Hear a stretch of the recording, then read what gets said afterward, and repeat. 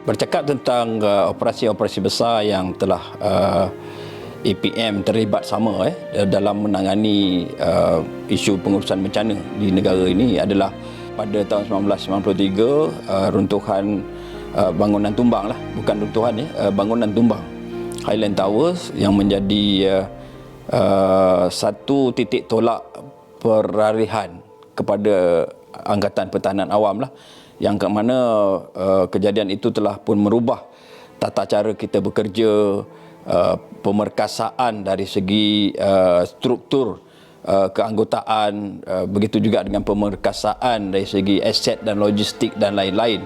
Kerana kejadian Highland Towers yang berlaku pada 11 bulan Disember 1993. Saya boleh ceritakan perkara ini kerana pada ketika itu saya adalah pengarah Pertahanan Awam negeri wilayah Persekutuan dan juga Selangor pada ketika itu.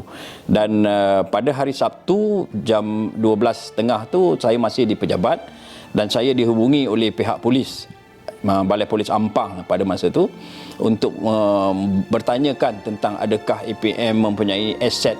Dan saya bertanyakan semula, kenapa nak guna kembali ini, dan dia mengatakan bahawa ada satu kejadian bangunan runtuh, dia sebut pada ketika runtuh tetapi apabila saya mendapat berita ini, saya terus mengambil langkah proaktif dengan menggerakkan anggota-anggota saya yang berada di kawasan kejadian. Dan ada satu ketika saya menggunakan media untuk memanggil semua anggota-anggota Pertahanan Awam. Cara ini sangat berkesan kerana apabila saya memaklumkan melalui media, radio dan juga televisyen, ramai anggota-anggota, termasuk anggota-anggota lama yang dah lama tak aktif pun datang bersama-sama melaporkan diri. Dan ketika itulah baru kita susun atur bagaimana pergerakan untuk kita mengambil tindakan di lokasi di Highland Towers, bangunan yang tumbang itu tadi. Dan memang pada ketika itu kita ditawarkan oleh banyak pasukan-pasukan penyelamat untuk hadir membantu negara kita, tetapi kerajaan membuat keputusan hanya 3 saja agensi penyelamat yang hadir, iaitu daripada Jepun, daripada Perancis dan juga daripada Civil Defence Singapura Dan 3 agensi penyelamat ini memang kata orang tu agak sukar untuk kita berkomunikasi. Walau bagaimanapun kita dapat mengkoordinasikan gerak kerja kita secara berkesan kerana setiap pasukan yang hadir itu mempunyai kepakaran dan peralatan mereka masing-masing. Cuma kita membahagikan sektor lokasi untuk kerja-kerja penyelamatan itu. Bagi agensi tempatan seperti polis, tentera, bomba dan pertahanan awam, kami juga diberikan sektor, maknanya bangunan 12 tingkat yang tumbang itu kita bagikan kepada 4, maknanya tingkat ground floor sampai 3 polis, 4 hingga 6 tentera, kemudian bomba dan pertahanan awam. Begitulah cara kami melaksanakan tugas bersama-sama dengan agensi-agensi luar yang datang membantu itu tadi. Dari segi pengalaman kita nampak banyak kelemahan yang boleh kita perbaiki lah, hasil daripada runtuhan yang berlaku lah. Sebabnya kita nampak banyak kekurangan kita dari segi peralatan perlu. Saya ambil contoh macam tangga pun. Kita tidak ada tangga yang melebihi 40 kaki pada masa itu. Jadi agak sukar untuk kita memanjat bangunan yang tumbang yang melebihi daripada 40 kaki.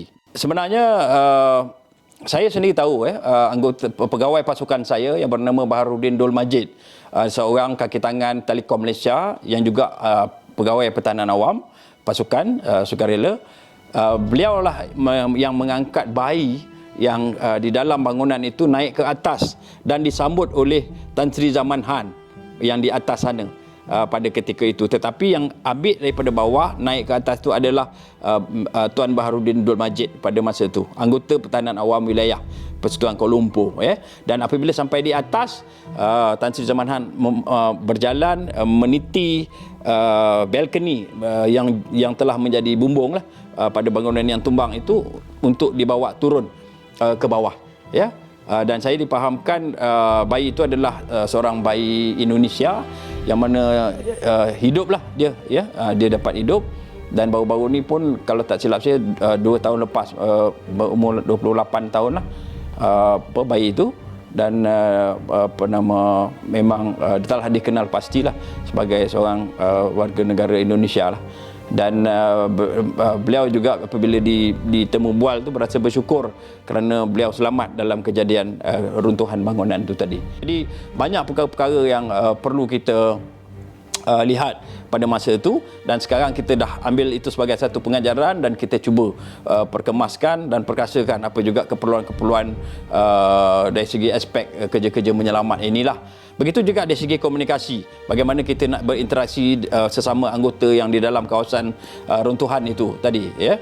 Jadi semuanya telah kita perbaiki pada masa ini, dan kejadian Highland Towers, bangunan tumbang tu merupakan satu tragedi yang sangat mendalam kesannya, bukan saja kepada rakyat Malaysia tetapi juga kepada keluarga-keluarga yang terlibat. Ada 48 kematian yang berlaku, dan saya sendiri pun bersama-sama dengan anggota saya mengambil mayat-mayat yang putus tangan, putus kaki, yang bau hangit dan sebagainya keluar daripada kawasan operasi lah. Jadi ini adalah antara pengalaman-pengalaman yang bagi saya yang saya tidak boleh lupakan, tetapi perlu diwar-warkan, perlu dimaklumkan supaya rakyat tahu bahawa Angkatan Pertahanan Awam terlibat secara langsung dalam kerja-kerja mencari dan menyelamat di runtuhan bangunan Highland Towers itu tadi. Itu saja saya rasa apa yang boleh saya perkongsikan bersama.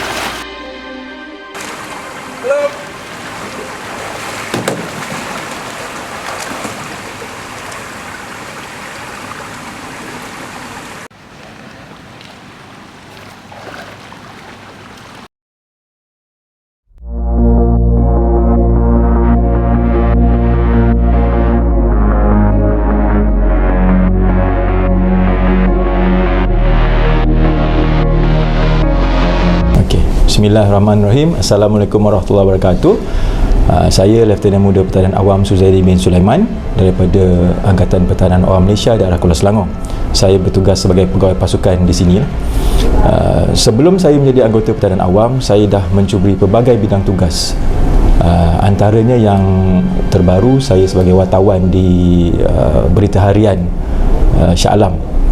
Tugasan saya di Berita Harian merangkumi pelbagai tugas, bukan hanya berita-berita biasa, sebab saya adalah wartawan di lapangan, maksud di daerah Kuala Selangor ni, yang mana saya mesti mengambil berita semua contoh kemalangan, apa-apa kes yang melibatkan banjir, bencana alam dan sebagainya.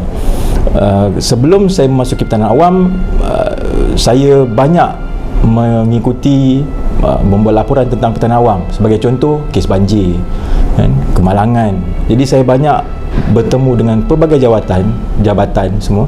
Jadi antara yang saya dapat jumpa di Pertahanan Awam lah, ya, saya dapat bersama-sama anggota Pertahanan Awam.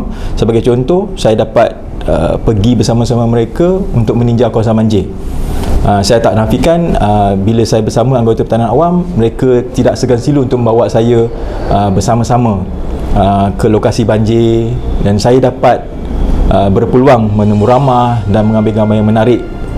Sebagai contoh, kes banjir di Parit Mahang beberapa tahun dahulu sebelum saya menyertai Pertahanan Awam, yang mana mereka dapat membantu saya pergi ke lokasi-lokasi yang amat sukar ya.